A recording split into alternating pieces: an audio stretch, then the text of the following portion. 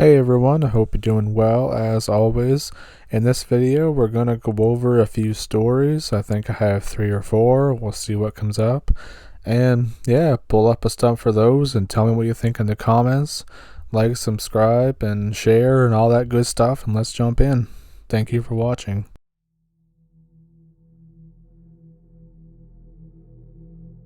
Back when I was 8 years old, I used to live across the street from my best friend, and we would talk to each other on these walkie-talkies every night around 10 while looking at each other through our windows with the binoculars. So one night, we're talking just a little later than usual. It's around 11 o'clock, but his parents are still out, so we could still kind of chat and stuff. And as usual, we were just kids, we were just shooting the shit and all that stuff. But at some point, I mistakenly drop my binoculars and I have to pick them up and I have to find them in the window again. While I'm looking, I see someone activate their porch light on the side of their house and look around really weirdly. And I think, oh shit. I tell him I think someone is trying to break into his house. I hear glass smash on his side of the walkie-talkie. I tell him to hide under his bed and keep his walkie-talkie on. We hear loud footsteps and stuff being thrown around all around the house. After like 10 minutes that felt like an eternity, the door slams and I see the guy run away from the house. I immediately call the police because I don't want him to make any noise. I ask my parents about the next day because they were also friends of his parents. Some prowler had been following kids around the neighborhood and was probably trying to abduct my friend.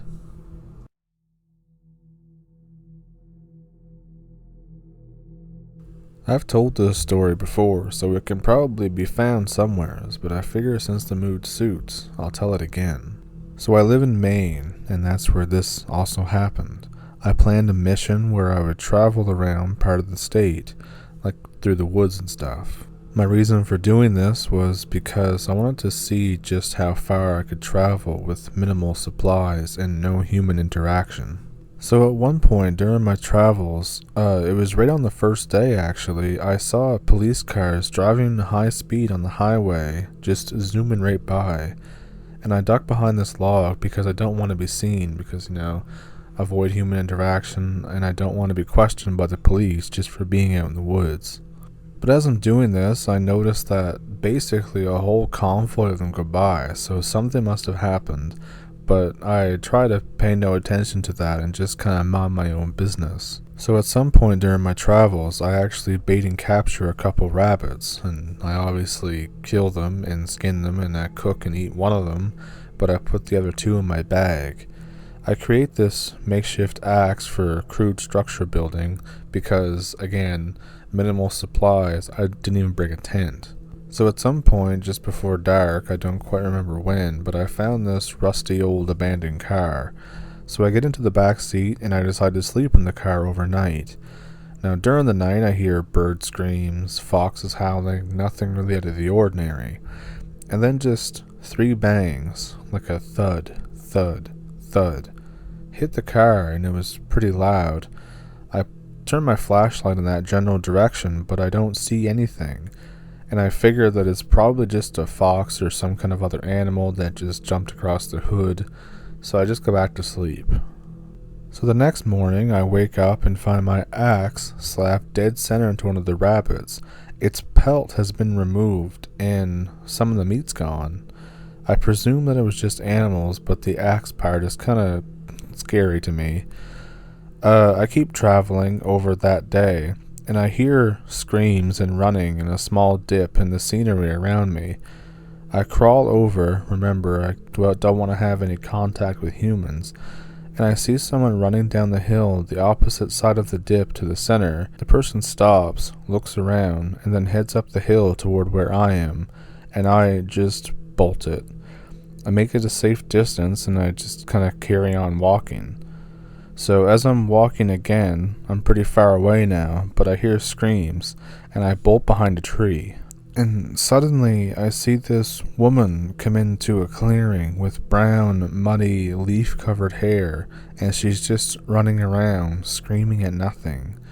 She has ragged clothes and no shoes. There's blood on her feet and the bottom of her, I think it was a dress or something. She starts punching a tree and runs off in a random direction. At this point, I am freaking out. So I run in the opposite direction to her and fall down a hill. I go to grab my pistol, and I fall down into a taped off area, and there's police everywhere. So all in all, I rolled into a murder scene. The bodies were already bagged and taken away, but evidence was being looked for.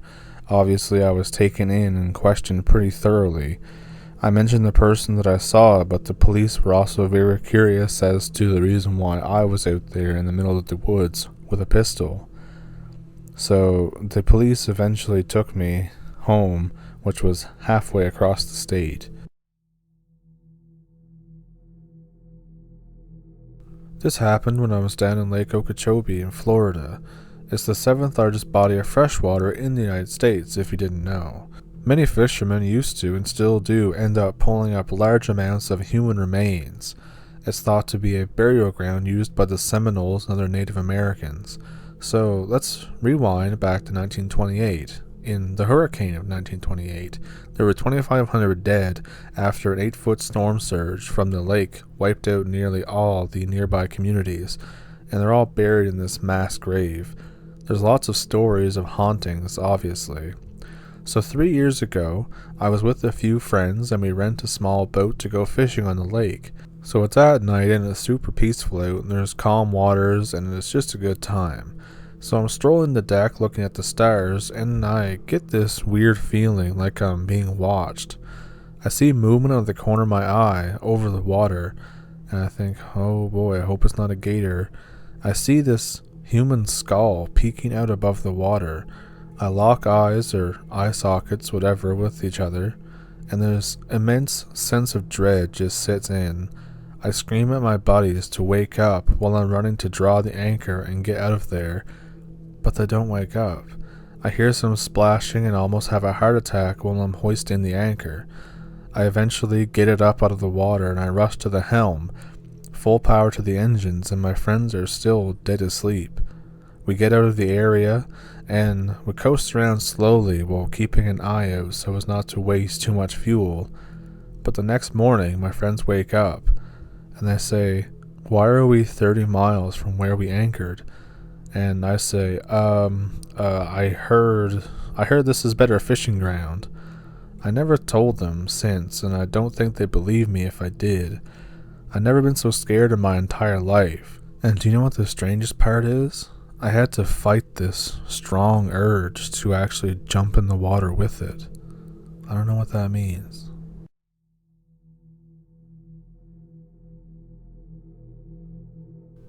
This is a story that I received in my Gmail account that's linked in the description.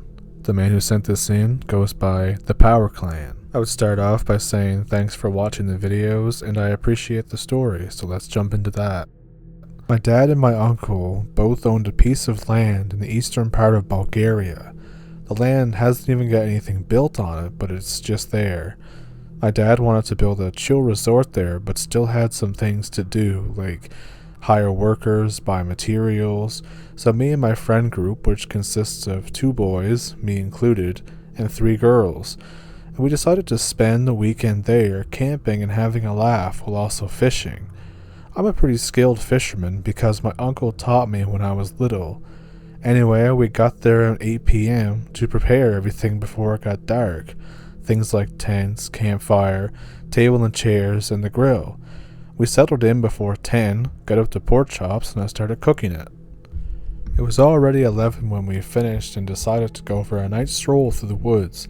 There's this gorgeous waterfall near our camp, so me and a girl who I will call Maria, and my best friend who I will call Chris, got ready and left. The other 2 girls decided to stay behind. As we were strolling through the dark forest, I got an ominous feeling that something just wasn't right. I felt like something was about to happen. Something disturbing, but I thought nothing of it. We reached the area of the waterfall. It was really beautiful. We decided to go for a swim even though we didn't bring any swimsuits. While I was just chilling in one corner, I saw something which almost made my heart go down into my stomach. In the dark was a pair of eyes bright red ones like ones you'd see on the brake lights of a car, just looking at me. You have no idea how disturbing this was. Maybe it was just an animal, but I have never seen an animal with eyes that red, even during the night. I just froze and looked over for Chris and Maria. Now, I should mention that they were very close friends, too close if you know what I mean. When I looked for them, they just weren't there. That meant I was left alone with this creature in the middle of a pond, and also in the middle of the night. I just stood there. Eventually, Chris and Maria returned, and I got out of the water immediately.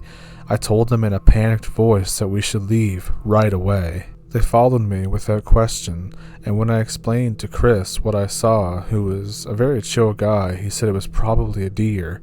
The only problem was that on this property, or in this part of the country, there were no deers, or, for that matter, any animal that closely resembles the thing that I saw. When I said this, he just said to shut up. When we returned, I was considering just going home right then or finding a new place, but I decided that it was midnight and there wasn't any time. Everyone was tired, a decision which I will come to regret. We all went to sleep in different tents, me in a single tent while the others were in doubles, like the two girls we had with us whose names are Anna and Victoria, and of course Chris and Maria. Before I went to sleep, I went to pick up my rifle from the truck that we came in, as I did not really feel safe at this point. I was really well prepared, so I gave each tent a hunting knife, just in case. After all, hunting is a hobby of mine. I woke up in the middle of the night with the urge to go to the bathroom. I looked at my watch and it said 3:45, so I got out and went to do my job near a tree. I should mention that we set up our camp in an open area with tree lines about 20 to 25 meters away. Each one had a shore that was south of it. When I was heading back to the tent, I looked over to the east tree line and saw something quite horrible. At the end of a tree line, I saw a man, or at least I thought it was a man until I saw its physique. It had a body as wide as an elk, and a human head, which was very unusual. As I said, it was at least 20 meters away from me, so I couldn't see very well, but I could see that it was dancing. It was more of a ballet, like hopping around and rotating, and the sight of it was actually really disturbing. The creature then looked at me, stretching its neck like it was from hell, and ran back into the woods. What disturbed me was that this man or creature or whatever danced in the woods at 4 a.m. on private property. I intensely walked back to my tent, ready to wake everyone up and leave, but before I did, I also noticed that the tent of Victoria and Anna was open, so I peeked inside and Victoria was wide awake, asking me whether Anna had returned. I asked where she went, and Victoria said that she went to go to the bathroom as well, meaning that she had to have gone before I got out of my tent. I nervously asked where, and she said that Anna went straight forward, meaning that she went to the east side of the tree line. My heart skipped a beat. I went back to the tent and got my knife and rifle, and while doing so I heard a horrible scream come from Anna, piercing through the night. I ran into the trees and ready to shoot this thing because I was sure it got to her, and I ran through some bushes and found the most horrifying sight I have ever seen in my life. I almost fainted and even vomited. Keep in mind that I hunt for a hobby and I've seen some pretty unpleasant things, but this was just 100 times worse. I ran back to the camp like Usain Bolt and everyone was awake by now. I shouted at everyone that it was time to leave. Chris asked where Anna is and I ignored him. We got the essentials and left everything else behind. I bolted the truck out of there, and through the whole ride back to my place I said nothing, even though everyone asked what happened. They wanted to know what I saw and where Anna was. I will just say this. I saw a gruesome sight that involved Anna, but I feel like it's too disgusting to subscribe, so I won't. Let's just say that Anna hasn't been present for the past 3 years ever since this happened. We got back to my house and spent the night there. The next morning I took Chris with me back to the camp to take our stuff. I didn't want the girls to know, so I explained everything and he was in shock. He almost vomited from what he heard. We got back, and while Chris was packing everything, I went to the east side where the waterfall is and saw scratches on the trees from nails, almost like a bear did it. But I knew what did this. I told my dad and uncle what happened in every detail, and even took them there to see for themselves. We called the police, and this became a huge investigation. 9 months later, we sold the land to a guy and his pregnant wife, who wanted to build a house for his family. I took him to one side after we had a meeting and mentioned what happened that night. After all, I don't even wish this on my worst enemy. So again, thank you for this submission, and you can all let me know what you think down in the comments. So, let me know what you thought of all those, and as I said earlier, like, subscribe, and all that good stuff. Thank you for pulling up a stump. If you are interested, I have a Patreon and a PayPal plus an email address where you can send stories if you have them. Thank you to the person who sent me one for this week. It was cool to hear from you. And yeah, I guess that's it. I'll see you in the next video. Thank you all for watching. Thank you all for pulling up a stump.